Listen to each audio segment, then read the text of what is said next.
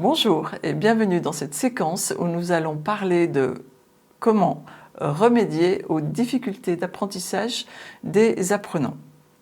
Donc les objectifs de cette séquence sont, disons qu'à l'issue de cette séquence, vous serez en mesure d'identifier les difficultés d'apprentissage chez un adulte, vous serez en mesure d'analyser les difficultés d'apprentissage, en tout cas vous aurez les outils pour y parvenir.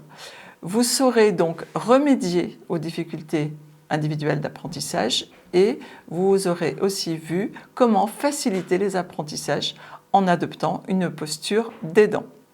Donc je vous donne rendez-vous au chapitre suivant pour une introduction basée sur, vous verrez, des personnes qui ont réfléchi à la question. À tout de suite. Donc je vous propose, dans l'introduction de ce chapitre, avant de commencer à développer cette séquence, de nous arrêter sur un extrait que vous trouverez donc sous la vidéo d'un livre qui est « Intervenir en formation » de messieurs Martin et Savary. Et donc ces auteurs contextualisent le rôle de formateur dans le cadre de la remédiation aux difficultés d'apprentissage d'une manière assez pragmatique et que vous aurez l'occasion de découvrir et d'observer dans votre future pratique. Donc la première notion, on va dire, c'est de prendre en compte les difficultés.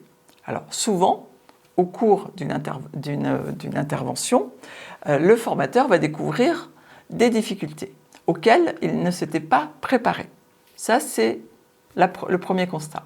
Ensuite, il va aussi s'apercevoir qu'il y a un très grand écart entre dire, énoncer un message, qui est donc du domaine du formateur, et se l'approprier et le maîtriser, ce qui est du domaine de l'apprenant. Et c'est parce que ces deux activités sont différentes que l'intervenant doit procéder à des adaptations et que donc il doit réguler les apprentissages. Donc en cela, nous pouvons dire que le formateur intervient et le stagiaire, lui, apprend.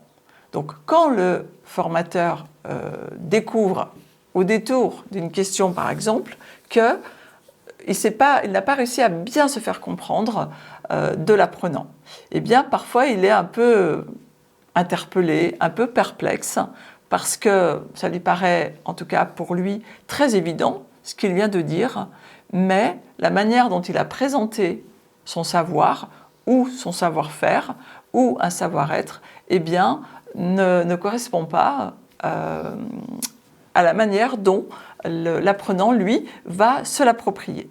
Et de plus, cette façon de faire va différer pour chaque formateur également. Donc, à ce moment-là, qu'est-ce qui se passe et quelles sont les difficultés que rencontre le stagiaire pour ne pas comprendre le message qui lui est délivré. Ce qui nous amène vraiment à constater que à bien distinguer de ce que dit le formateur et ce qu'est capable de percevoir l'apprenant. Donc ce sont bien deux activités qui sont vraiment séparées. Donc le premier énonce et présente des informations, montre et décompose des gestes, des techniques, il organise des situations et conçoit des tâches à réaliser. Ça, c'est vraiment le rôle du formateur. Donc de présenter des informations, de montrer, d'expliquer, d'étoffer, de donner des exemples, d'argumenter, etc. Le second, donc l'apprenant, lui, il va traiter ces informations. Donc pour cela, il va utiliser ses outils à lui de raisonnement. Il va mobiliser ses connaissances. Donc il va transformer également ce qu'il va apprendre. Pour lui, il va en même temps résoudre des problèmes. Il va être devant un changement. Donc il va falloir il y a des choses qu'il va intégrer d'emblée, d'autres qui vont venir enrichir sa compréhension, mais il sera aussi confronté à des informations et des connaissances qui vont bousculer un petit peu ce qu'il sait déjà. Donc il va devoir réorganiser ses savoirs. Et tout cela, ça s'appelle apprendre. Et apprendre, c'est en tout cas parfois ce que moi j'appelle désapprendre. C'est-à-dire qu'on va perdre les idées que l'on a sur certaines choses pour en acquérir des nouvelles. Donc apprendre, c'est construire son savoir en intégrant des informations et en organisant de façon nouvelle ses connaissances également. Pour le formateur, ce qu'il faut apprendre est de l'ordre de l'évidence. Combien de fois avez-vous peut-être déjà entendu? Moi, en tout cas, je l'ai entendu autour de moi, avec mes pairs. Je l'ai parfois, certainement aussi déjà formulé, mais cela va de soi, c'est clair, c'est du bon sens. Comment se fait-il que vous ne compreniez pas? Eh bien, c'est pour celui qui débute dans le savoir que le formateur est en train de délivrer, eh bien, ce n'est pas aussi simple pour lui. Alors, ce sont deux activités. Effectivement, le formateur a une activité, l'apprenant a une autre activité, mais ces activités sont en interaction. Et c'est le formateur qui doit, lui, s'adapter en permanence dans cette interaction. C'est lui qui doit donner du sens à ce qu'il est en train de délivrer. C'est lui qui doit, en fait, prendre la place de l'apprenant et essayer de comprendre comment celui-ci va intégrer l'apprentissage. Il doit donc créer des conditions favorables à cet apprentissage. Il doit également apporter son aide et son soutien à la personne qui apprend.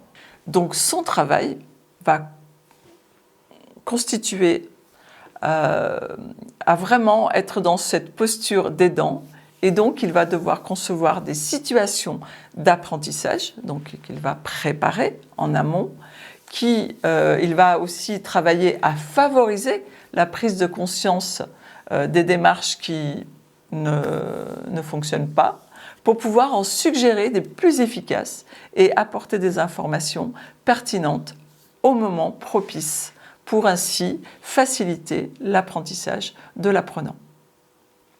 Donc vous aurez donc constaté, en tout cas compris, tout au long de l'extrait que vous allez pouvoir lire dans le détail à l'issue de cette vidéo, que le scénario pédagogique que vous allez avoir prévu initialement, eh bien, il est quasiment à chaque séquence, eh bien, vous devrez l'ajuster, il sera modifié, il ne sera pas identique. Vous ne pourrez pas le dérouler exactement comme vous l'avez prévu, puisque vous devrez vous adapter tout au long de la séquence aux difficultés d'apprentissage auxquelles vous allez être confronté. Pas forcément difficulté dans le sens de quelque chose de compliqué, mais simplement une question que vous ne penseriez pas qu'elle serait posée. Ou alors vous allez avoir un apprenant qui va avoir une notion qu'il aura le plus de difficultés à intégrer. Et en cela, vous devrez tout le temps vous intéresser à l'origine des difficultés d'apprentissage des apprenants. Et c'est comme ça que vous allez apprendre à les connaître et donc à mieux les accompagner et donc à repérer la difficulté d'apprentissage pour ensuite passer à la facilitation de l'apprentissage. Donc nous allons voir au chapitre suivant quelles sont les conditions favorables pour l'apprentissage des adultes. Donc n'hésitez pas à poser les questions dans la rubrique qui vous est proposée sur ce chapitre-là, si vous avez encore des choses qui ne sont pas claires pour vous. Sinon, je peux aussi vous inviter à vous renvoyer sur le livre Intervenir en formation, que vous pouvez vous procurer et que vous pourrez un peu examiner et qui vous apportera beaucoup d'éléments sur la pédagogie développée tout au long de ce parcours FPA.